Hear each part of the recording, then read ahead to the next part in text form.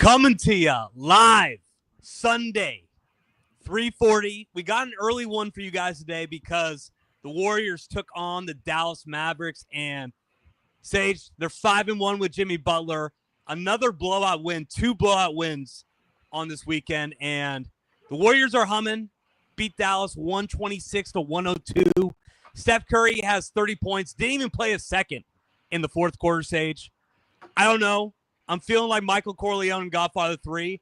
Right when I thought I was out, they pull me back in. Sage, how are you feeling? Because I'm starting to think that this may be a top 4 team in the West. I'm willing to go that far right now. I mean, dude, that's almost like being conservative at this point. Like just thinking how you'd match up with teams in the West. Let's stay in this game and this weekend. Take Friday and Saturday in consideration, right? Because you're going against teams who coming into this weekend were ahead of you in the play-in standings, right? You have the Kings, you have the Mavericks. Albeit the Mavericks are a little hurt, but you whoop them. They don't even look like they're on your level. They look like it looks like it's 9 day, right? Junior JV versus varsity against the Mavericks. Against the Kings, they can't keep up with you. You're playing great defense. The way that you swarm the ball, the way that they're grabbing rebounds. I mean, it was like one of those things where it was, okay, you get your footing, you have the All-Star break, you have a week to kind of get to know each other, take everything in, run some plays. Dude, the way this team is meshing, of all things, even if these games were close, like how they look together, the units, Draymond with Jimmy Butler, Pods with Moody, like how he's elevated everyone around him, how Curry's playing, like it's a breath of fresh air. It's the most optimistic I've been about this team in so long. So long. I mean, when even in the beginning of the season, it was like they were beating the shit out of teams, but they were bad teams, right? They got the Celtics once, but other than that, they were beating bad teams. Now it's like they had like a 12-man rotation going. They had a 12-man rotation going too, so you knew even if you were badass at the start of the year that this wasn't going to last and you weren't going to be able to do this in the playoffs. But now you get a clear second option like Jimmy Butler in there to go side by side with Steph. We see Jonathan Kuminga start to be the star that we always thought that he could be. He got injured. He's missed the last 20 games. But now you're thinking if you throw in Jonathan Kuminga into what we've been seeing from the Warriors the past 2 games, the sky's the limit. The sky's the limit. And, I mean, Sage, today, it looked like it was going to start out bad. I mean, we had everything set up for the Andre Iguodala jersey retirement, who we're going to get to later in the show. We're definitely going to give a full segment on Andre, but starts out 9-4, and you're like, okay, the defense looks awful. Dallas is getting whatever they want, even though they have no big men in there. Steve Kerr calls a timeout, and right from there, I think the Warriors go on a 16-0 run, and they didn't really let up the rest of the way, Sage. I think at halftime it was what? About a 20-point scoreline? Yeah. I mean, Curry checks out early in the first. They look sluggish, and you're just like, okay, it's going to be one of those games. They're going to have to grind it. Something you've kind of seen, you've grown accustomed to. It's like the most obvious, just like slow start, like grind it through and maybe steal it at the end type of game. Wrong. Defense steps it up. I mean, I think they held them to 0 points for like 5 straight minutes it was. Forcing turnovers, hitting threes. I mean, you have Pods just absolutely balling out there. Moses Moody on every loose ball. First guy on the floor, getting it, throwing elbows, manning up PJ Washington, just always in the paint, fighting for offensive rebounds, just like the toughness, everything. It's Stackhouse, it's Jimmy Butler, it's Draymond Green, right? Like they have an identity. They have this culture of just like tough, like, because at the beginning of the year, it was weird. Like they had DeAnthony Melton, Buddy Hield was scoring, and they were kind of just like, swinging out threes, run and gun, boom. Now it's like, tough-nosed defense. We're going to get to the line. I mean, they got to the line 23 times today, hit 20 of them, which you weren't seeing at all. They've kind of just taken on the personality of Jimmy and Draymond almost with this toughness. Like, we're going to beat your ass in the paint. We're going to, like score it every other way. I mean, they shot not like shit, but they didn't shoot the ball particularly well today. It kind of felt like it because they started, raining at the end. But other than Steph, no one really shot it too well. 30% from 3, and you still blow out the Mavericks, who shot like 40% from 3, I think it was. What I'm most excited about is that starting 5 that you have set up, because you brought up how DeAnthony Melton, everything looked like it was set that he had DeAnthony Melton at the 2, and you had a lineup going the rest of the year. Obviously, DeAnthony Melton gets hurt, tears his ACL. I think Steve Kerr tried, I think I have it right here, 33 starting 5s the entire year, and it seems like we got something here with Steph, Moody, Podziemski, Butler, and Draymond at the 4 and 5. Steve Kerr said it before this game. He said, it looks like this is going to be the lineup the rest of the way. You get Moody shooting, you get Podziemski's playmaking ability, and then you get Butler, Draymond, and Steph. So, I don't know. I just love how this five's looking. You're just thinking about it. Jonathan Kuminga is going to come into the 6th slot. And you got enough depth with guys like Buddy Hield and even guys like Kevon Looney. We could get to Looney in a little bit. I don't know. And Kuminga's going to be there. I don't know if we're too high on Looney right now, but it seems like they got the starting 5 and they got the depth to match what's going to be needed to go through the Western Conference. Is there that many teams in the West that are as deep as the Warriors right now? I mean, I can't really think of it. I don't think so. Just looking at the bench, though, I mean, I like, you know me, Chase. I like Post. I think you grow with him, let him play. I'm tired of Looney getting the ball and just, dude, I'm sick of it. I'm sick of it, bro. Like, he was fighting today, and he was able to size up. Was it Najee Marshall they had playing at their 5, Kessler? But, you know, I was thinking, like, the last hurdle is going to be, like, we got to play a team like Minnesota, a team like OKC, a team like Denver, and see how it looks. Like, a team that can actually go big on you. But until then, like, it's going to work. I mean, you see who they have to fight through, like, get through the mud with.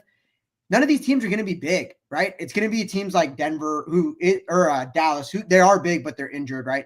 The Kings, the Lakers, who are small now, the Rockets, who aren't that big. Like, it's only like select few, which I guess we got to see it, but you got Kuminga coming back, right? He's going to lead that bench. GP2, perfect utility guy. He's going to hustle. He's going to lock up on defense. I love Post. I mean, the guy's a sniper.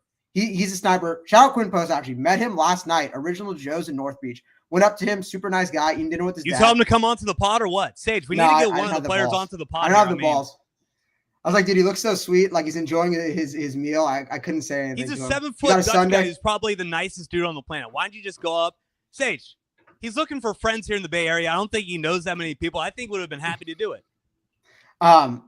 So you sacrifice, like, it felt like in the beginning of the year, like, to get like this type of starting 5, you're gonna have to sacrifice the depth, but you have guys step up where you could lose a slow-mo and it's like nothing even happened. It's almost like Kyle Anderson was never on this team. It's almost like DeAnthony Melton was never on this team, right? It's almost like Dennis Schroeder was never on this team because you have Pod stepping up, Moody stepping up, Guy Santos stepping up, Quentin Post stepping up. I mean, we're not even giving TJD minutes, and we thought he was going to be the center of the future here. So you see the depth, you see what they could do, how they could score. They're getting to the line now. They can hit threes. You have Steph, obviously. You have one of the 2 or 3 best players in the league still, in my opinion, when he has a guy next to him, right? You see how he just takes over that third quarter. No other guy in the league is doing that. I don't care what you say. No one else is doing it like how Steph's doing it when he's on, when he's motivated. And that's the key, is they believe and they're motivated. So, Sage, that's one thing I want to bring up, because the conversation right now is, can the Warriors win the championship? I think that we're getting to that point where before the Jimmy Butler trade, it was you're in the play-in. Who knows? Maybe you get out and you can upset somebody in the first round, but then you're getting bounced by an OKC or a Denver later in the playoffs. I think that with what we're seeing with Jimmy Butler right now, you have the fact that Kuminga is going to be coming back healthy, and I guess like a week or so, he's already back at practice. Can Steph Curry lead this team and be the Steph Curry that we need to go deep into the playoffs, to beat an OKC in a Western Conference Finals and whoever it is coming out of the East, whether it's the Cavaliers or it's the Boston Celtics? Can Curry be that guy? Because you know that in the NBA, you probably need a top 5 player to win the championship. I mean, if we look back the past 25 years in the NBA, almost every year is going to have a team with the top 5 guy in the league. Steph's obviously 37 years old right now. He's not going to be a top 5 guy in the regular season, but can we get to that point where we could get the 6th seed, allow Steph the rest? I mean, we saw it today. He did not play 1 minute of the fourth quarter. Could we get to a point where you ease up on Steph Curry, Jimmy Butler's able to take some energy off of Steph, and Steph's able to kind of have a playoffs like in 2022 where he didn't have his best regular season. I think it was his worst regular season in 2022 since 2013 at that time, comes into the playoffs and has probably his legacy-defining moment of his entire career. So could you see Steph Curry doing something like that coming up? Jason, coming into this, because it's different, obviously, regular season, postseason. Going into just like, let's take the West. There is only 2 guys I trust more in the playoffs in the Western Conference or as much as Steph, I should say, because I don't even know if I could say more. I think in a playoff series, the guys who are made men, who I would trust, like put on Steph's level, are actually, I'm going to say 4, right? I'm going to say 4. I'm going to say Jokic, LeBron, Steph, and you know who the 4th is? Jimmy. Like, it's Jimmy. playoff Jimmy's a real thing. Like, I think that's something that people are underestimating is that they're saying, can Steph be the guy? Can he get back to that top 3 level? Like, the last time Jimmy Butler was in the playoffs healthy with like a good roster, took his team to a championship. Like, took his team to a championship, elevated his game, had multiple 50-point games against, Jokic. He ran into a buzzsaw because no one was going to beat that Denver team that year, but ran through the East, like took out the Bucks, took out the Celtics, like the top dogs of the East. So I think that's one thing people are forgetting. To answer your question, I 100% believe Steph could do it. I'd rather have Steph than SGA come playoff time. He's been there. He's the vet. Like, in those condensed games, like, I'm just all in on Steph. That's a statement.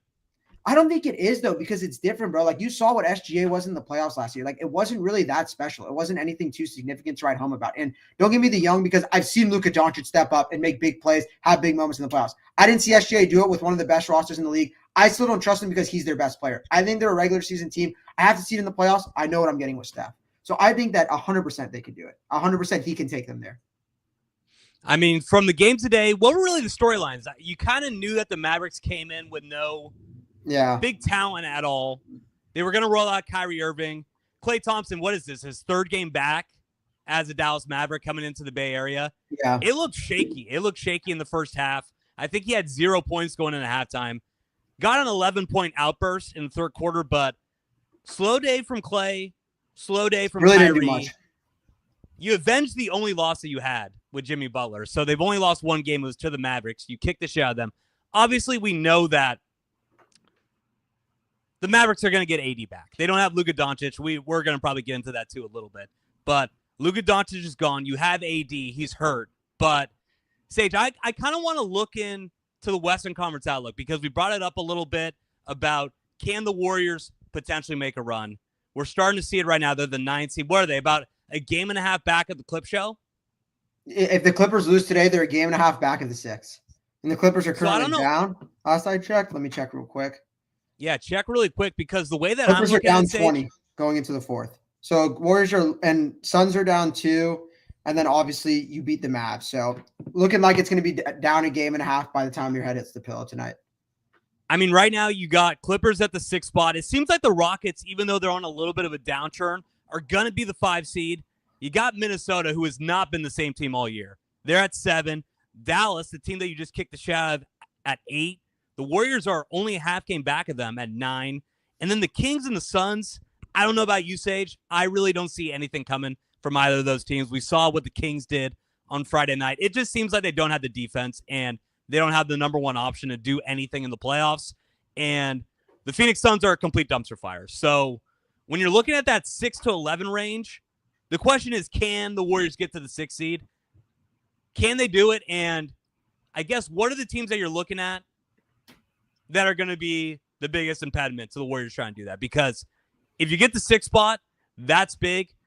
I think it all comes down to, can the Warriors avoid the play-in spot? Because I don't want to be anywhere near the play-in and have to match up with a Denver or an OKC in the first round. That just is the worst sign to me. Sager, your mic's not working, baby. Your mic's not working.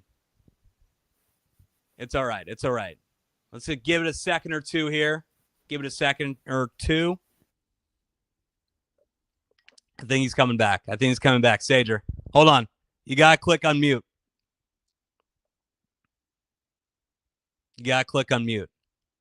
No, you're not there yet. No, I can't hear you, Sage. I can't hear you. Sorry for the technical difficulties, folks. It's all right. Sager. But, all right, let's just give this a second here. Sage, give it a little plug in, plug out. Nope, not getting anything. Sager. Oh, no, Sage. But all right, while Sage figures that out, I'm just going to kind of talk about what I'm seeing in the West. So, Sage, I'm talking to you right now. You could probably hear me. I can't hear you. But the team that I'm looking at is the Clippers, man, because they're at the 6th spot. You're only a game and a half back of the Clippers. I don't think that I could trust James Harden and Kawhi Leonard. I mean, you got 35-year-old James Harden. Kawhi is just coming back. No, you can't. I can't hear you, Sage. I can't hear you. Okay. You know what? Let's just take a second or two to come back here, guys. Give us 1 second. Oh, hold on, Sage. Can you hear me? I can hear you. Sage, we're back, baby. We're back. What happened there? Oh, no. Are you kidding right now? No, I'm just fucking with you. I'm just fucking with you. I know. I don't know. Sage, I don't know what happened. Scared there for a second. I swear to God, dude, I was just fired up, banging my desk, thinking about all the things that Podziemski and Moody did today, and I just lost it. But we're back. Okay.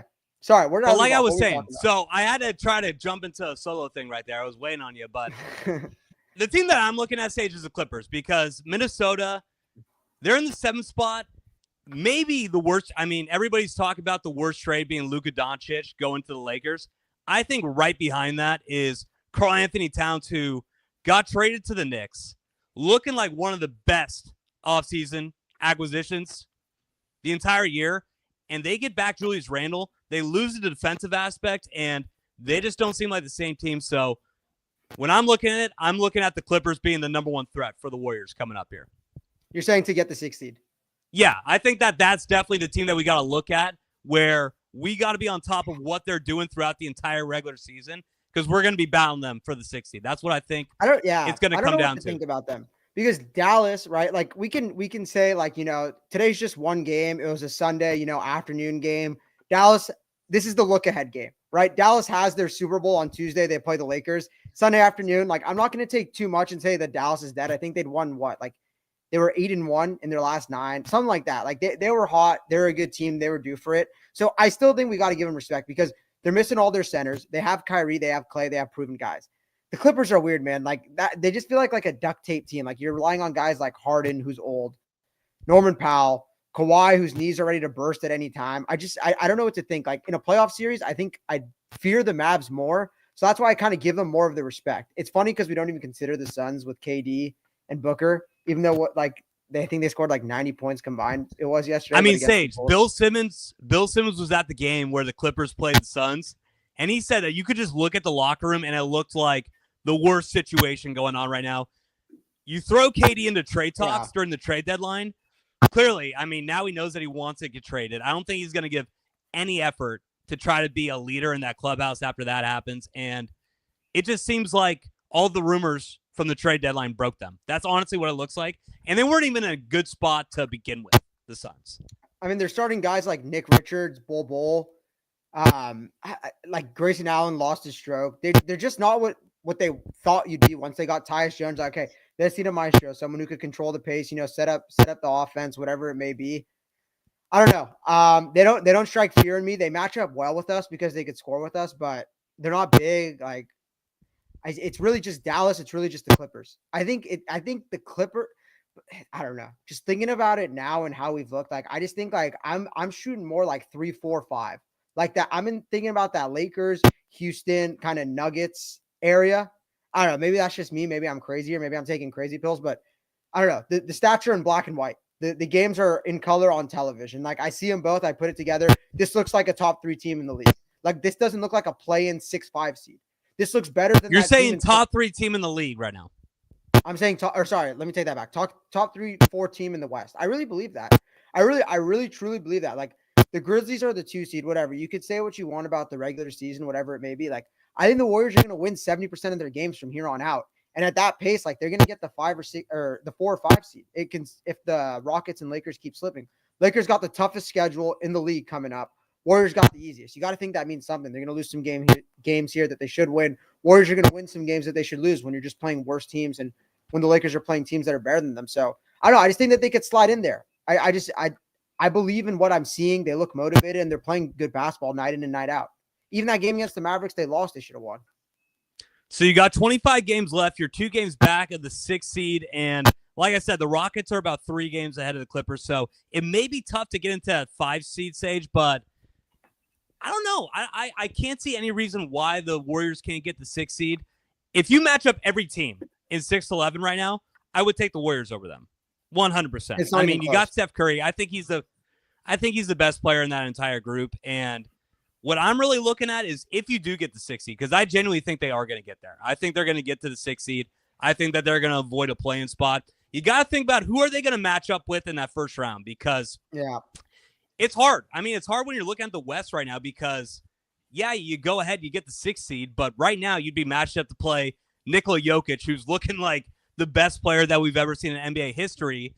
And he's also a guy that has just destroyed the Warriors year after year, almost every single time he plays them. So if we do get to that 6 seed, you're probably going to get a tough matchup in that first round. So when we're looking at the elite teams in the West outside of the Warriors, you got OKC, you got, like I just said, Nikola Jokic, you got the Lakers with Luka Doncic and LeBron. I think they'll now. take the 2, though. We'll see, but who are you really looking at? And if you had to give me the biggest threat in the West to the Warriors trying to go back to the finals, who would you say it is? Because I think that if you ask a bunch of people, they would all give you different answers. Because even though OKC is, I think they're about 5-6 games ahead of everybody, a lot of people still have questions about OKC. So I don't think that there's a for sure favorite in the Western Conference just yet. I think it's all about matchups, right? We're talking about specifically just the Warriors, like who strikes fear in us the most, correct? Yeah. I'm going Nuggets at 1. Just because, like I said, like we're rolling small. We're doing it against teams like the Mavericks, who are starting Najee Marshall at the 5, like PJ Washington going small ball. I'll trust it against them. I got to see it against Jokic and Aaron Gordon with that big lineup with a guy like Russ, high energy. They're not that deep, but as we know in the playoffs, it doesn't really matter. So I got to go with the Nuggets. And considering we haven't beaten them in forever, it seems like they always beat us every time we play them. Last year, I think we had like 2 or 3 heartbreaking losses to them. On Christmas, the Jokic like half-court buzzer beater when you're up 20 in the 4th. That seems was like brutal. they have some edge on us that I think we got to get over, and I got to see it. So I'm going to put them 1. Say what you want about me. I don't give a shit. I'm putting the Lakers at 2. Wait, hold on, Sage. I got some stuff to say because I'm gonna agree with you because a lot of people, like I said, are gonna be labeling SGA, who's the MVP, and OKC as the favorites, right? But you can't. For me, you gotta say Denver number 1. You gotta say Denver number 1. I'm not even gonna talk about Nikola Jokic because we all know what's going on with Jokic. He kills us. He's the best player in the league. I think that he probably should win the MVP this year anyway. Just people don't want to give it to him because we've seen that in the NBA. I mean, Michael Jordan, LeBron James, every year in their primes, they should have got the MVP, but they don't do that in the NBA for some reason. So not only do you have Jokic, but Sage, it seems like Jamal Murray's back. Have you been seeing him lately? I mean, I've been trying to see him. Last night, he was the only one who showed up to play. So, I mean, I believe in him now. It's crazy because when you saw him in the Olympics, when he was on Canada, he genuinely looks like he shouldn't start. I think that they had him 100%. coming off the bench at the end of some games, and you're like, wow, you got the Olympics. Right before that, you have the playoffs where it looks like it looked like he was breaking down. They get bounced in the second round, and you're thinking, do they have to blow it up? Do they have to try to get a different second option in there next to Jokic? Because this is the prime of all primes, and you can't only get one championship out of this kind of prime from Nikola Jokic. But I think he put up 55 against the Trailblazers a couple nights ago. Everybody's healthy. I don't think they have any major injuries going on. That's usually the thing that people try to pin against the Nuggets, but it seems like they're healthy. Jamal Murray seems like he's coming back to be that number 2 option that the Nuggets need, and you got Jokic, so I still got to throw them in as the favorites, even though Vegas probably has Thunder as number 1. Yeah, Vegas for sure. I mean, Thunder, I think they're second favorites to win it after the Celtics, but that's just because the West is going to be way more of a bloodbath to get there than the East. I don't know if you'll agree with this. I'm going Lakers as the second biggest threat in the West. I can't agree with you there, Sage, but go ahead. 2 guys in the playoffs who have proven it. I mean, Luka carried that Mavs team to the finals last year, went through OKC by himself. Who they have in the round? Went through OKC, then went through the Timberwolves when the Timberwolves were the number 1 defense in the league. Looking like at the time, steps up in the playoffs. Like I said about LeBron, like a proven playoff guy. Reeves, I mean, he's 40. Sage, he's dude, 40 years old. I don't care. I don't You're crazy. care. Like You're at this crazy, point, Sage. his 40 is anyone else's 35. You're more scared of 40-year-old LeBron James rolling around with Luka Doncic. They don't have a center right now. They don't have a center. Jackson Hayes is their center right now. You trust those 2 guys ahead of SGA and that entire young lineup for the OKC Thunder? Are you serious? Yeah, 100%. 100%. I mean, who's the second best player on the Thunder like this deep young roster is cool. Like in the regular season, they're a regular season team. I'm not going to say that they're not a postseason team, but they haven't proven it. And last year, I mean, Jalen Williams in the playoffs looked awful.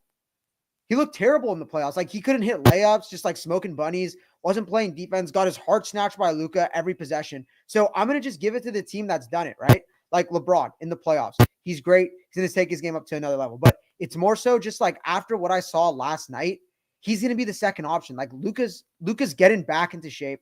He's Luka Doncic. Come the playoffs, he averages 30. And I just think that that's the team that scares me more. I think like that offense doesn't go away. You have Reeves at the point guard now, looks like a demon. But other than like Shai, like who really strikes fear in you in that OKC team? Like Jalen Williams doesn't scare me. Chet doesn't scare me. I mean, Aaron Wiggins, Lou Dort, and Isaiah Joe, like they're role players. That's fine. Like that's cool. Like in the regular season, Caruso's a role player. That's fine. Like I get these are like guys you have to have on your team to win a championship, but I don't know. I just think the foul calling goes away. You don't get to the line as much, and it's all about like who can execute down the stretch, get big stops, and who's been there with the experience. So I don't know, man. I'm putting the Lakers over OKC. OKC, I do have at 3 though. Okay, what I will say, because I want to make one. We match up against OKC well. Like we're 2-1 against them this year, and the one we lost was without Steph, and we should have won it. We blew it. Go back and watch that game. Okay, but this is what I'm going to say about the Lakers, Sage. Don't you feel like LeBron's going to break down as the playoffs wear on? No, like, absolutely not. How can you say that? Because he's done that the past 2 years where he clearly has slowed down at the end. I mean, sorry, last year they got bounced in the first round, so I can't say that. But a couple of years ago, I remember I was kicking it. I was in Kauai with a Mai Tai in my hand watching them play in the Western Conference Finals against the Denver Nuggets. They got swept, and LeBron was not playing any defense, looked slow. He won the first 2 rounds in that. I think they actually beat us in the second round that year. But they just couldn't get done against the Nuggets, and LeBron clearly looked like he was slowing down. So I just think that LeBron's a couple years older. He's going to start to break down. Luka, we know that Luka's not in the best shape right now, and a large part of the reason that you were scared about the Lakers, especially coming from a Warriors perspective, is that they had AD. You couldn't really drive to the rim on the Lakers because AD is one of the best rim protectors in the league, and we had nobody to guard AD down low. Now you get rid of that. I don't know. I would almost say that right now the Lakers are a better matchup for the Warriors than they were when they had AD. Am I wrong there? I mean, they beat us twice They beat us twice this year without AD. I mean, one game Christmas, like AD went down in the first 5 minutes. I don't know, man. Like I just feel like Reeves and LeBron when we're a different team, though. We're a different team right now, though. We are. This is I have to see the Warriors team that lost those 2 games are a completely different team right now. Like, do you think like Memphis? Like, are you just arguing for OKC here? Because I do understand. I'll say this. I agree with your top 3. I think that the Lakers are my 3rd team as well. I got OKC at 2 because so that's the argument here. Okay, I understand. That's the argument. You could flip it. I'm not like gonna beat the drum, like swear on my life, like put a gun to my head, like yeah, this is a better team. But I'm just saying, like me personally, like in the first round, right? Like who would scare you more in a matchup? Honestly, I would say OKC. OKC. No. OKC. Yes, no, I'd be way more scared of OKC, Sage, because this is the thing. Who's going to guard SGA? SGA is going to cook us every single game. Odds. I love Steph. I love Jimmy. Jimmy. Come on. GP2. We got guys. There's a reason that he's the MVP, Sage. There's a reason that he's the MVP. I think that they don't want to give it to Jokic. That's the reason. But there's a reason that he's the MVP. I think outside of Jokic, he's the second best player in the league right now. He's unstoppable. I think he's averaging 35 points a game. And they're the best defensive team in the league. They're the best defensive team in the league. When they put Hardenstein and Chet Holmgren out there, you got Jimmy Butler and you got Draymond Green guarding the 4 and 5.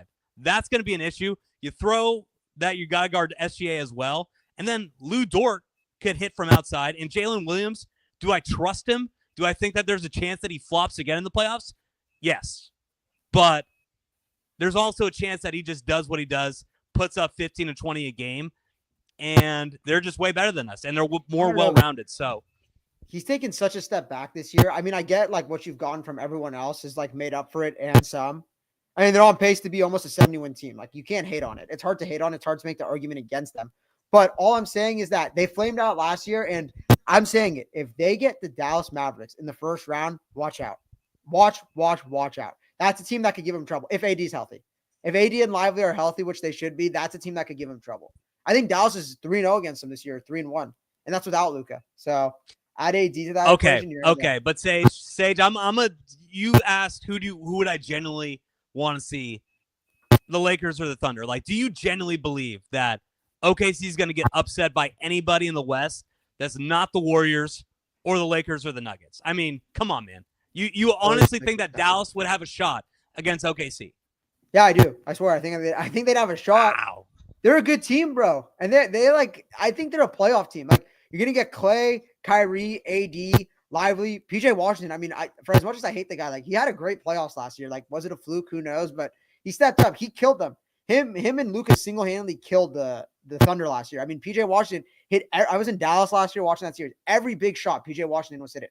This year, when they played the Thunder, PJ Washington played some of his best games. So I think there's some sort of mental factor there where if you ask Thunder fans of all these teams 6 through 11, who do they want to see the least? I almost guarantee they'd say the Mavericks. I just think there's like some sort of like, we match up with you, we play you well, like type thing there. I swear to God, I believe it. I got to look it up. Let me get some stats here to back. Yeah, because I'm about to say, Sage, I mean, I think that if anything, maybe OKC fans would be scared because last year Luka was like Michael Myers came in and destroyed your season where you're the number 1 seed. But now Dallas doesn't have Luka. So I don't think that AD is going to scare OKC as much as you think. But what I will say is that I can't wait for these Western Conference playoffs because the East, I feel like you know what's going to happen in the East. Like, it's going to be those top 4 teams, probably even those top 3 teams, the Knicks, the Cavs, the Celtics. They're going to be in the mix when it comes to the Eastern Conference Finals. I could see a lot of different scenarios for the Western Conference Finals. So even though I'm going out on a limb and saying that I think OKC is badass, I think that they're a legitimate number 1 seed, there is a realm, a possibility where I could see them not making it to the Western Conference Finals. So there's a lot of routes that it could go, man. Anything's possible, man. I mean, I'm excited. This is the most parity ever, without a doubt. Like last year, everyone kind of knew the Celtics were going to win it. This year, it's really a crapshoot. Like, I could not tell you anything about what's going to happen. Is there any chance that the Celtics are just taking their foot off the gas right now and not really giving a shit? Oh, that's what I think's happening. I think that's what's happening. Isn't it so funny? Like, the NBA, you really can't trust what you see till come playoff time. It's ridiculous. That's exactly what I think is happening. They look like they just don't give a shit. Like, you're not going to get Drew Holiday to try right now. Even though I will say, like, what's happening with, like, Porzingis and Derek White, like, how they've been playing recently is a bit concerning. But you still have Tatum. You still have Brown. You have the best starting 5 in the league. Like, you're going to be fine. Okay, and we brought up every single team in the West except for the Rockets and the Grizzlies. Yeah, which is I'll tell you why I kind of avoided them. Because I would do anything to get a first-round matchup against the Grizzlies or the Rockets. The Rockets, I think, are that team where they're just a year early. They got a bunch of young guys. They kind of came onto the scene this year, but you got Fred VanVleet. He seems like he's the guy come late for them. I don't think that's going to work. And when it comes to Memphis, I don't know what happened with John Morant. Does not look like the same guy to me at all. I am scared of Jaren Jackson, Zach Edey down low. I don't know if we have anybody that could guard them. Not really Zach Edey. I'm more scared of Jaren Jackson, but I don't think that they're legit contenders, Sage. And the reason I brought up those 3 teams is because those are the teams that I think are actually going to have the best chance to make it to the Western Conference Finals. And I think that Memphis and Houston are pretenders, personally. I mean, Houston, you just like look at how it's going to break down. You're just like, of course, the Lakers are going to get the Rockets in the first round. Like, it's going to be such an easy tune-up for them. They're going to be able to like get them like home in 5 games, 6 games, rest up. You just look at it, you're like, of course. Like, of course, these fucking bastards are going to get the fucking Rockets in the first round. It's just ridiculous. I mean, that's what you get for winning your easy games, taking care of business. But the Rockets, no one's taking. Like, who do they go to down the stretch? Tari Eason, Asar Thompson. Like, who do they have? Who do they really have that scares you? Like I said, great regular season team. Ime Udoka has those guys playing hard defense, playing hard in and out every night. They're like 8-9 deep, but come playoff time, come nut crunch time, it's time to get a bucket. Who are they going to go to? Alperen Şengün, Fred VanVleet, like out of here. Lakers will take care of them in the first round, sadly. And then after that, they're going to try and like put everything in to get KD in the offseason. That's probably what's going to happen. What did Bill Simmons say? Did you ever see that where Bill Simmons just said, fuck Jalen Green? Like, I'm so sick of people trying to make Jalen Green into something he's not. Like, he was the number 2 pick, but or what do you have? Okay, he had 40, but Jalen Green is never going to be that guy that Houston probably expects him to be, where he's going to evolve into a top 15 player in the league. You brought up how Houston's probably going to get matched up with the Lakers. What happened with Ime Udoka and LeBron? Didn't something happen with them last year? Didn't Ime call him a bitch? Didn't Ime call him a bitch? Ime called him a bitch. Ime called him a bitch. He said, "Stop bitching." He said it was like, "Stop bitching, you bitch." It was like, I think that was like the direct quote. Like you could see. And then I remember LeBron gave the look to the ref, and then the ref just double teased Ime, throws him out. So is there any chance that Ime could get into LeBron's head? LeBron James, one of the best players in NBA history. But year 23. Could he get shook by the young Houston Rockets and Ime Udoka? Is there any possibility? Dylan the villain. Dylan Brooks, bro. The iconic Dylan Brooks LeBron. If anything, if there was a part of Ime Udoka that actually had a mental edge on LeBron, Dylan Brooks almost evens it out because LeBron's just going to find a way to cook and own Dylan Brooks. So whatever Ime can do, Dylan Brooks is going to even it out. But I mean, I'm looking at Phoenix right now. What did Kevin Durant really get from this? Because I know that we're kind of getting a little bit off topic. We just went through all the contenders, and now I'm going back to Phoenix. But I'm just looking at the standings, and I'm like, why did you avoid a trade anywhere? Why did you avoid coming back to Golden State? You brought it up. I mean, Sage, we were texting about it. You said KD doesn't want to come back not because of Draymond, or I think you said that it was in part because of Draymond, but mostly because he doesn't think that he could win a title with his Warriors team. But what the fuck is he going to do with the Suns team? I mean, they've been terrible all year, and they're at the 11th spot right now. I don't think that they're going to even beat Sacramento. So Phoenix is done, in my opinion. Completely done. He's out in the offseason. I think the bridge is burned. They try to trade him without telling him. I think he's going to go to the Rockets. I swear. Like, I think that's the team that they're going to flame out in the playoffs. They're going to realize, like, okay, we have all these young guys, but none of them are alphas. They're great, like, second, third, fourth pieces. Like, let's go. Like, Godfather package. Like, let's go get KD. Like, dude, KD's still great. He just needs pieces around. Like, he needs everything around him. Like, the problem with KD these past 3 years is they've just been surrounding him with scoring, which that's like, you can't surround KD with Joe Harris, James Harden, Kyrie Irving, Devin Booker, Bradley Beal. Like, you need to surround him with a legit big, a guy who could handle the ball, and like some guys who could defend. Like, that's what KD needs around him. That's what he had him like in OKC. When was he great? Andre Roberson, Serge Ibaka, Steve Adams, and then you have Russ. No, but seriously, like, they didn't have a legit second. I mean, you could say Russ was a legit second scorer. Obviously, it was prime Russ, but they had guys around him who defended and did the dirty work. Like, that's what you need around him. You need guys who are going to defend and do the dirty work around him. Like, stop trying to put this guy with scores, right? So, is it going to be OKC? I mean, OKC has the best offer for him, or is it going to be the Rockets? Because I think those are the two teams that are going to be all in. The interesting one's the Grizzlies. If the Grizzlies flame out, like, maybe they go for him. But he's going to stay. How about this? How about none of them? How about none of the above? He's out.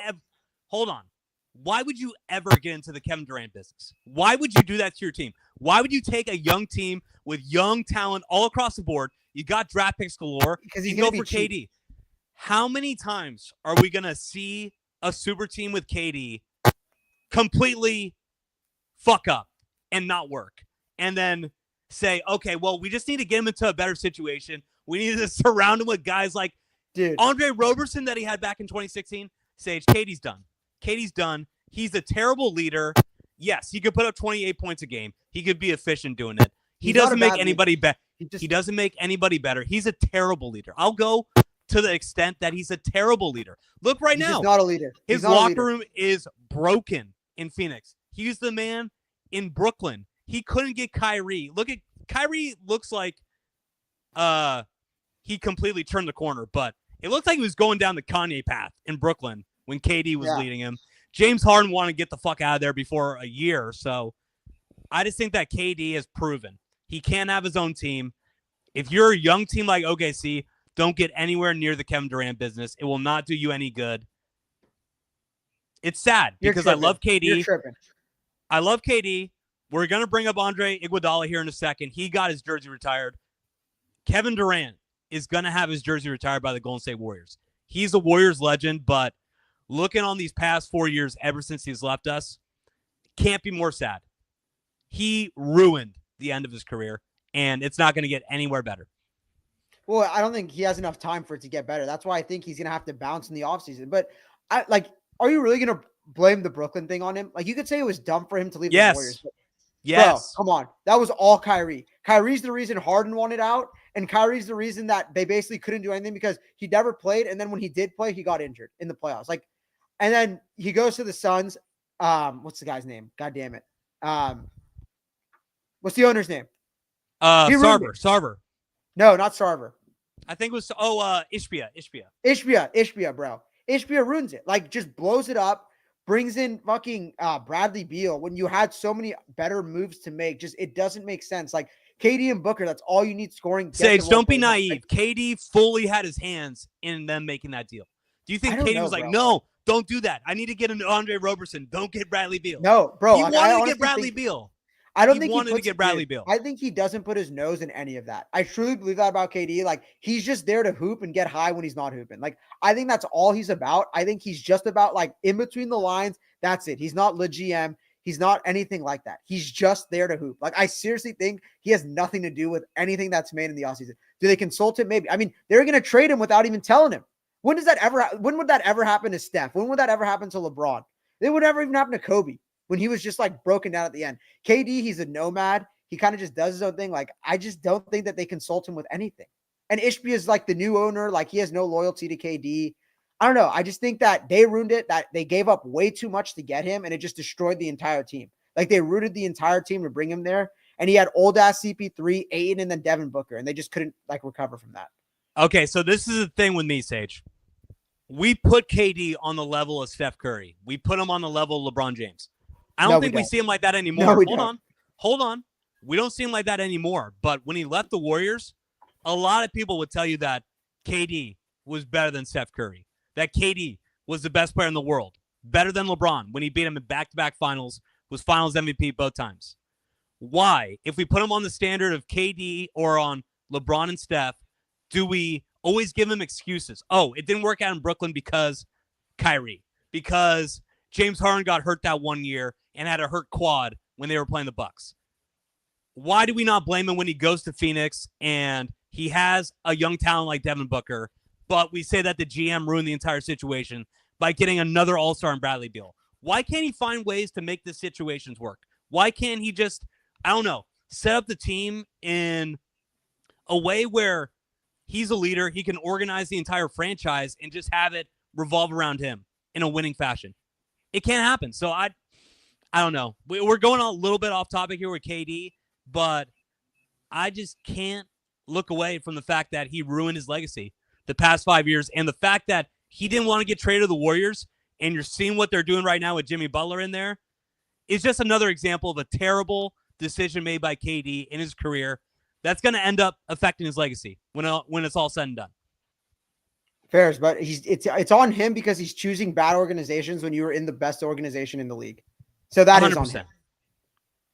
100%. But all right, Sage, we're talking about bad organizations. We're talking about bad decisions when it comes to career moves by Kevin Durant.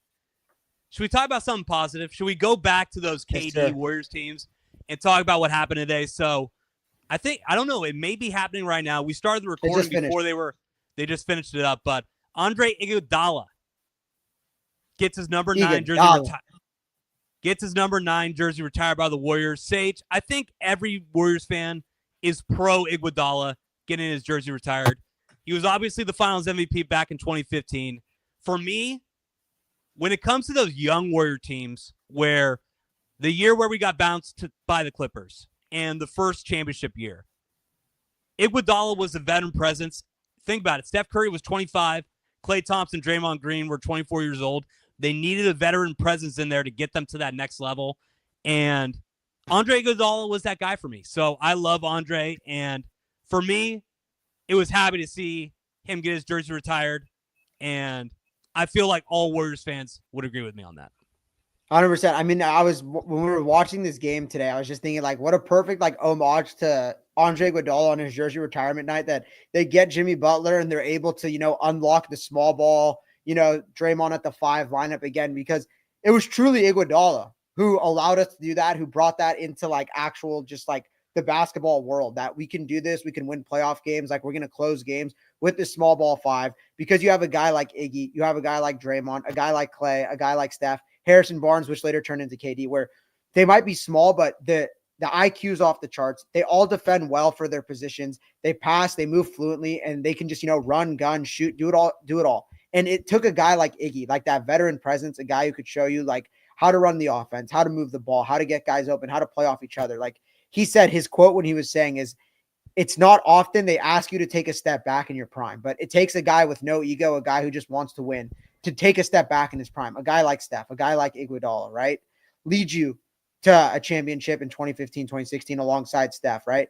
Have no ego to start coming off the bench when you're still one of the four best players on the team. So I got nothing but love for Iggy. I mean, in 2022, when they brought him back and they won that fourth one with him, it felt more like special because he was there. He checks in that last minute. That's his last, memory, his last like stop as a Warrior. So I got nothing but love for Iggy. I mean, it's literally the glory days of the Warriors, or as soon as he arrived, right? As soon as he came to the Warriors, that's when they took off, started winning championships. So it's special, man. And just to see like when he came and they played that video and just like his press conference, which I remember like it was yesterday. I remember that series against the Nuggets, him and Steph talking. I was like, damn, that guy's good, man. Like, yeah, he gave us like a fucking like a run that series. And just like to think how it all came back. He retires a Warrior. It's just great.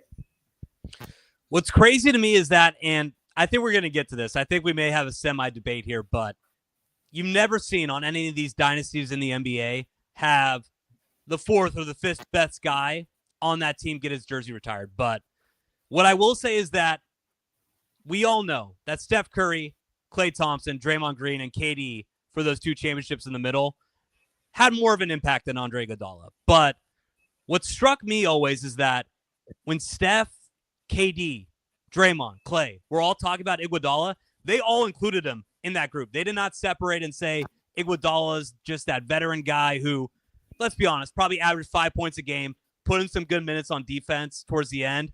And that was really kind of the extent of what he did. But they always brought up the Hamptons Five. And it seemed like they respected him and saw him as an equal, even though if you're just a fan looking at the game, clearly wasn't on the same level as those guys. But just the respect that they had for him. And you could just tell that in the locker room and maybe even what they were saying to each other on the court in some of these tense moments in these playoff runs, that Iguodala was always the guy that they looked to when things got shaky or when they needed some advice or just kind of like veteran leadership in the locker room. So Iguodala, legend, man. Warrior legend. I don't know though, Sage. Let's just get into it. I think it is a little bit soft that the Warriors retired his number. I don't know if you should have the fifth best guy. I don't know if you should have the fifth best guy get it was sentimental his jersey retired for the team. Because, I mean, I looked at it, the Lakers, they only have Kareem, James Worthy, Magic Johnson's jersey retired. The Bulls, they don't even have Dennis Rodman's jersey retired. Only Scotty, Mike. And the Spurs, I think they only had Tony Parker, Manu Ginobili, Tim Duncan. I just think that max, you can only have four guys from a dynasty get their jersey retired. Sage, he never made an All-Star game. Never averaged more than 10 points a game for the Warriors. So, like I said, I love Iggy. He's a fan favorite, but when you've never made an All-Star game and you've never averaged more than 10 points a game, I just don't think that you could fall into that jersey retired space. That's just me. Chase, debate. Who deserves to have their jersey retired more, him or Monta Ellis? Andre Iguodala. Okay. So that's the point I wanted to get to. Okay. I'll let you go. Okay. That you fell into my trap here. Because those guys didn't have the success that Iggy had, right? Like they didn't all like do what Iggy did. Like Scottie Pippen for whatever, or sorry, Dennis Rodman for whatever you want to say. I don't think there was ever a point in a series or anything where people said like he was the best player of that series. He won them that series, right? Like Iguodala when getting his jersey retired all has to do with that 2015, 2016. I don't care what happened after. Like they won 2-3, whatever. He stayed around. He played whatever. And what happened at the end was gravy. But it all comes down to he was the best player. I mean, he wasn't the best player, but he got the award. The 2015, 2016 finals MVP, that's the reason. He was the best player, quote unquote, for a final series. Won you a finals was the LeBron James stopper when he averaged 36, 9, and 8, was it? Almost a triple-double, but That's what it is. Like, I agree with you to the point where it's soft. Obviously, like they're going through the legends. It's like Al Attles, Wilt Chamberlain, Rick Barry. Does Chris Mullin even have his jersey retired? I don't even know. I wasn't looking at, but you see, I think all he these has other to. guys. I think that Chris Mullin definitely got his jersey retired. I'll look at it right now. And you look at all these guys. So you want to? Iguodala. Yeah, go for it. Yeah, you want to? You know what, Sage? So Chris Mullin got his jersey retired when Joe Lacob did that speech right after he bought the team and said, "We're going to make this team a winner. We're going to make this team a champion," and everybody in Oracle Arena booed him. That was during the Chris Mullin jersey retirement. Okay. So you see like the legends, like the statures of guys. So I get it. Was he ever the best player on the team for a whole season? No. Second best? No. Third best? Probably not. Right? So he was not. He was not. There's an argument to be had. He was the sixth man in that year. He won the Finals MVP. It's what flipped the season, though. It's what flipped the series was him. So I don't know. Like, I'm with you. Like, do you think Kyrie Irving's going to have his jersey retired in Cleveland? Probably not. Like, and it's kind of like the same thing. So you can have these moments, be like a legendary guy without being, like immortalized up in the rafters. So it is kind of weird. I have to give you that. Like, I don't know if he fully deserved it, but it's just because of like the character he has and like what he holds to the organization, how much he means to like Kerr, the staff, and Bob Myers and Joe Lacob. That's why they did it. He's like a Udonis Haslem for Miami, where Udonis Haslem is probably going to get his jersey retired. And it's like, wait, hold on. I thought Udonis Haslem didn't play a single minute his last 10 years in the league. The only thing I remember from Udonis Haslem's last 10 years of his career is when he tried to throw hands with Jimmy Butler on the bench when he was trying to get in the middle of Eric Spoelstra and Jimmy Butler having a fight. But would it be disrespectful if I called Andre Iguodala just a better version of Udonis Haslem? And that's why they retired his jersey. Bro. Would that be disrespectful? Because Haslem was Iggy wasn't even drafted. There's no like home soil like loyalty to there. Like Haslem was there his whole career through thick and thin. I mean, how many was he there for the first Wade championship? 06? I would say yes. I would say that UD was definitely a part of that 06. Yeah, he was. So he was there for 3 rings. Like he never left. He was a coach basically. Like took the minimum just to stay with them and coach on the bench. He's OG. Like they love him. He's just an organizational guy there. So. I more so get it, even though he was probably never even like a top 6 player on that team. So the comparisons are pretty similar. Okay, so I have a crazy take here. I think that Andre Iguodala winning that Finals MVP was probably the worst thing that could have happened to Steph Curry's legacy. Worst thing? I don't know, but it wasn't good. Okay, so this is what I'm gonna say. Because if we remember. Not the 3-1 blown lead, no. Okay, 3-1 blown lead. But I'm saying just like things that don't connect to the game, right? Like this is just like a group of journalists came together, voted Iggy MVP. But I'm going to say this right here. So in that 2015 finals, Steph averaged 26 points per game, 6 assists, 5 rebounds. Iggy averaged 16 points a game and played, let's call it solid D on LeBron. Solid D. I think LeBron's better than average. Still put up 45 points in Game 6. Sage, I'm just looking at it right here. I think that this is the most egregious NBA Finals MVP decision of all time. I mean, Steph Curry averaged more than 10 points per game than Iggy. And why I'm saying that it has such an impact on Steph's legacy is that what did we hear until 2022? 0 Finals MVPs. Steph got carried by KD. Even in that 2015 Finals, you got dominated by LeBron, and if Kyrie, Kevin Love were there, they probably would have won. Andre Iguodala won the Finals MVP instead. So, I don't know. I almost look at Andre Iguodala's MVP. A lot of people look at it in a positive light because it's like, oh, remember when Andre got that MVP? Let's retire his jersey. I think that was one of the worst things that happened to Steph's legacy, and if 2022 didn't happen, honestly, could have potentially been devastating, and you could have had a lot of people not put him top 10 all time because of it. It's really just because of how Steph started that series. But you look at it in the closeout games, like I just pulled it up. Steph, in that game 5 at home when he was cooking deli in the fourth quarter, put him up, hit those big threes, 37 points. What is it? 37, 7 and 4 on 56% shooting, 43% from 3. I mean, Man, I don't know. Like there was just some narrative out there that Iguodala was this LeBron stopper, and he won the Finals MVP when Steph averages 27 points on over 40% shooting from three. I don't get it. I honestly don't get it. To this day, I don't get it. I still think it's absolute robbery. Steph was clearly the best player. Steph's always been the best player. I thought Steph should have won the 2018-2019 one where he had a double-double in every single game too. But I don't know. There was some weird narrative that season, and they just didn't want to give it to him. I can't understand it.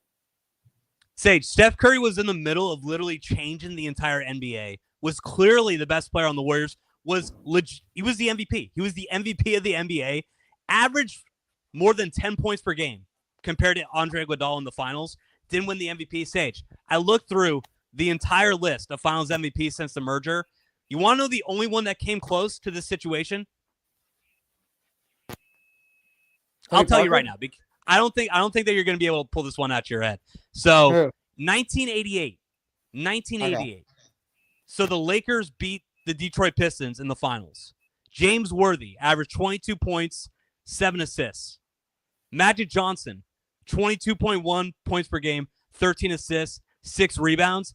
James Worthy won the MVP. So that's the only situation where the guy who won the MVP averaged less points per game than the number one guy. The only other example was Kareem in 1980, where Magic won the Finals MVP, but that's because Kareem didn't play in Game 6. Magic got 42 points, 15 rebounds, 8 assists, 3 blocks, 2 steals, and won the game in Philadelphia. So those are the only examples that you could pull throughout all of NBA history when it comes to the Finals MVP. So I just want to get that off my chest because congratulations, I think it's highway robbery. I think it's highway robbery, and we would look back at it. You're going to only see one Finals MVP from Steph. Who knows? Knock on wood. Maybe they do something this year, but I just think that 2015 Finals going to Iggy was among the worst decisions in the entire history of humanity and awards in general. Well, you know what's crazy is Steph didn't get a single vote. It's 9 people who vote. I think Iguodala got 6 and LeBron got 3. Was the final vote, right?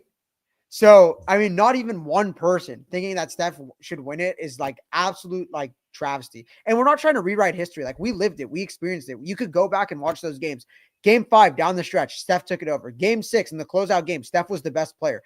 Like, I don't know. It's overdone and it's oversaid, but it just felt like there was some sort of narrative where they wanted to give it to Iguodala. It's everyone in LeBron's camp. I feel like just like, pinning their ears back and just trying to attack Steph however they could. You think it was Rich Paul, Maverick Carter who went in there, paid off the voters to get LeBron 3 votes and like get some Iggy love in there? No, I'm just joking, but it is kind of like a conspiracy. At that time, there was people saying that Steph Curry was the best player in the NBA, not LeBron James. I'd probably disagree with that, but I could definitely see a reason why LeBron James' team would be like, "Hey, we got to try to slander Steph like any way possible." Yeah, I don't know. It's funny because I feel like when people look back at it now, they understand like it was kind of like an in the moment thing. I don't understand it. Like I still like it's funny because that was the first time the Warriors won the championship. I didn't give a damn who won Finals MVP. It really didn't start hurting until the third one, where they won the third one with KD, and it's like, okay, Steph doesn't have one yet. Like now it's becoming like almost a negative on his resume that he has 3 championships, no Finals MVP, and it went away after 2022. But there was like a 4 or 5 year stretch, like you were mentioning, like that was the story around Steph. Like, can he get it done and be the best player, even though he was the best player in 2015? But it's all gravy now. It'd be a different conversation. I think there'd be more bitterness towards Iggy if Steph never got that one Finals MVP, which is funny to think. Okay, so we're coming up to 58 minutes here, Sage. All right, get the TikTok camera ready. So, what's up? Get the red note camera ready. Here, it's on. I got a top 5 list for everybody. So I brought it up. This has been something that I wanted to get off my chest for 8 years. I think that this was generally one of the worst decisions in the history of sports, in the history of awards, to give Andre Iguodala the Finals MVP over Steph. Sage, I made the top 5 list of the worst awards given in human history. Okay. Human history. All right. Okay. Human history, all of humanity. In the entire history of humanity, these are the top 5 in order worst awards given out. Okay? So, number 5, 2014 Grammys. Best rap album. Macklemore. The Heist wins over Good Kid, Mad City for best rap album. Sage, Good Kid, Mad City, probably the defining West Coast album of the 21st century, loses to Macklemore, who I have not heard from since then because he came out with, what was that song? Thrift Shop? What? Come on, bro. That was a banger. It can't hold us? I don't know, Sage. I'm fucking with you. Obviously, I think that I put this at number 5, but I think that this is the most egregious. I said this was the worst Grammys decision of all time. Okay, I'd have to go back before I litigate it and just think like exactly what's out there, but it's the worst one I can remember off the top of my head, maybe because you just said it and put it fresh in my head, but yeah, it's definitely up there. I just thinking about the 2 albums at the time. I can't think of anything worse. So you could agree with that. Okay, number 4. What did Cardi B win over? Nah, just keep going. Oh, so I actually looked at that. So I was looking at the list. Cardi B won over, so I think that was 2019. She won over Astroworld. Okay, see, it's not as bad. It might be. It was in my top 10. It was in my top 10. It was in my top 10. I narrowed it down to 5, but that would have been in my top 10. Okay, go for it. Keep going. All right, so number 4, 2010 Oscars, Best Picture. Yes, The King's Speech. The King's Speech. The story about King George V and how he had a speech impediment, and the story of him and his speech coach getting him set up during World War II won over The Social Network, which, as we know, masterpiece, David Fincher, Aaron Sorkin. I think the best movie of the 2010s, 10 years before its time, predicted that, maybe having a guy like Mark Zuckerberg, who is the most antisocial guy in the entire world, create a social app that's going to be running society, probably a bad sign. And I don't know. I just put this at number 4. King's Speech. When was the last time anybody's ever had a King's Speech conversation over what I think is the best movie of the 2010s, The Social Network? Thoughts? Okay, I like it. I've never seen the King's Speech. I don't know if have you seen it? I've seen it. It's like, I don't know how you feel about British movies, Sage. It's basically just like British movies where, like, in order for them to make it look good, they basically just go into the fucking castle. Everybody looks like proper. They speak proper. And the entire movie was surrounded around his speech impediment and his relationship with his coach. I've never watched that movie again. I will never watch that movie again. I watch Social Network at least twice a year. I mean, the soundtrack. Dun, dun, All right. Dun, dun. All right, what's number 3? Okay, number 3.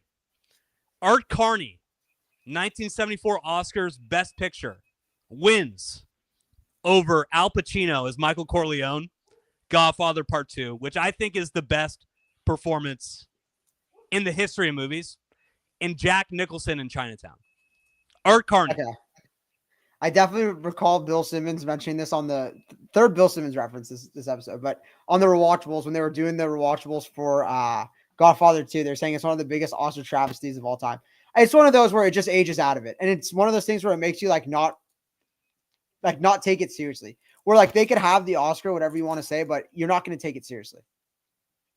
So Art Carney, let me just make sure here, and Harry and Tonto beat Al Pacino as Michael Corleone in Godfather Part 2. I'm not going to lie. I didn't know this was coming. I'm frazzled. I don't have my Godfather 2 Art Carney notes ready, but yeah, let's hear number. No, I'm just saying, like, there's no notes needed. I'm just telling you right now, everybody can admit how terrible these decisions are.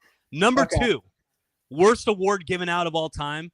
I have Dances with Wolves over Goodfellas in the 1990 Oscars for Best Picture. You're just shitting on the Oscars right now. First Iggy, now well, the no, Oscars. but I'm just saying, Goodfellas is Martin Scorsese's masterpiece. It's, other than The Godfather, the best mafia movie ever made. I would argue that it's the best movie that Robert De Niro has ever made. It's one of my favorite movies. I mean, I think that anybody could say that Goodfellas, they've watched it at least 10 times. Probably the best movie of the 90s. Then you got Dances with Wolves. I've never seen Kevin it. Costner. I think Never he's like some U.S. Army guy who comes in and shacks up with a Native American girl, and they name him Dances with Wolves. That's the name that they give him. That's creative. Like once again, when was the last time we had a Dances with Wolves conversation compared to Goodfellas? Honestly, I've never heard of it. Like, I don't think I've ever heard of that movie. I think I've maybe heard the name, but I had no idea what it was about, anything about the movie. Obviously, everyone knows who Goodfellas is. That's why they should almost hold the Oscars 5 years after the movie comes out, just to see how it ages and like how it does outside of the theaters. But okay, Also, are we going to do any Oscars talk coming up? Are we going to do No. any Oscars talk coming up? No. I think we should. Maybe. I think we should. I honestly haven't been. Pretty good. You said it was good, huh? You said it was good? I thought it was pretty good. I thought the ending was a little bit shitty, but yeah. And then Sage, number 1. Steph Curry. Andre Iguodala over Steph Curry, 2015 Finals MVP. We're waiting for it. The most egregious award given out in human history. Sage, that's it. That's the list. All right, I like the list. I probably have to come back with my top 5, look into human history, maybe get something pre-Civil War in there, like some, I don't know, like King. I don't even know if they had award shows in the Civil War times, Sage. I don't know, like what fucking awards would they have given out in the Civil War times? Like Jest of the Year? I don't know. I can't. Is there maybe a Nobel Peace Prize winner that we're missing where it's just like, no, like I'm telling you, 1954 Nobel Peace Prize. That was the biggest snub of all time. Maybe we're missing something, but I don't know, Sage. We're movies, music, sports. That's what we're into. I looked at all 3 lists. Those are the top 5 I came up with. I think even if you had a couple hours, you couldn't come up with anything else in the top 5. I thought it was pretty clear. You looked at this GQ list? I'm just trying to look at some random list I could find on Google to see what I could combat you with since I have no notes ready. No, I don't think you would even combat me. I think you would agree with it, honestly, because we honestly feel the same way about movies, sports, all that shit. So that was the top 5 that I came up with, Sage. But in all honesty, I think that's kind of it for the episode, Sage. Here we're at the hour and 5-minute mark. The Warriors, like I said, get a 126-102 win over the Dallas Mavericks. We're going to be coming at you with a lot more Warriors post-games reactions. Sage, it looks like we're going to have some basketball coming into April and May, which did not seem like was going to happen in May. So I'm just happy for that. I'm just happy for that. Andre Iguodala gets his jersey retired. Even though I disagree with it, happy day for all Warriors fans. I'm happy for Andre Iguodala. Anything else that you want to add, Sage, before we hop off here? We got the Twitter rolling. We got the TikTok rolling. Follow us, Westbound Down Pod. Like, subscribe, share with your friends. You know what to do. Add us on YouTube. Add us on Spotify as well. Download the podcast. We're still a podcast first. And, share it. Like us. Subscribe. All right, Sage. So when we're going to be coming at these guys next, I think the Warriors play next on Thursday. They play against the Magic at 4 o'clock. Yeah. I don't know. Will we maybe come with a live post-game reaction after that one? What do we think? Maybe a weekend recap like we did. Try and get like 2 games in the scope as opposed to just 1. But if it's worth it, I'm down to hop on. You know me. And if anything comes with the Niners, I'm always down. All right. Sounds good. So like Sage said, follow us, TikTok, Twitter, subscribe on YouTube, all that stuff. So we'll probably be coming to you guys around Thursday, or maybe we're going to come on Sunday. I think we play next Sunday, Sage, against the 76ers, so that could be a good time to stream as well. But that's going to be it for the show today, guys. We'll talk to you later.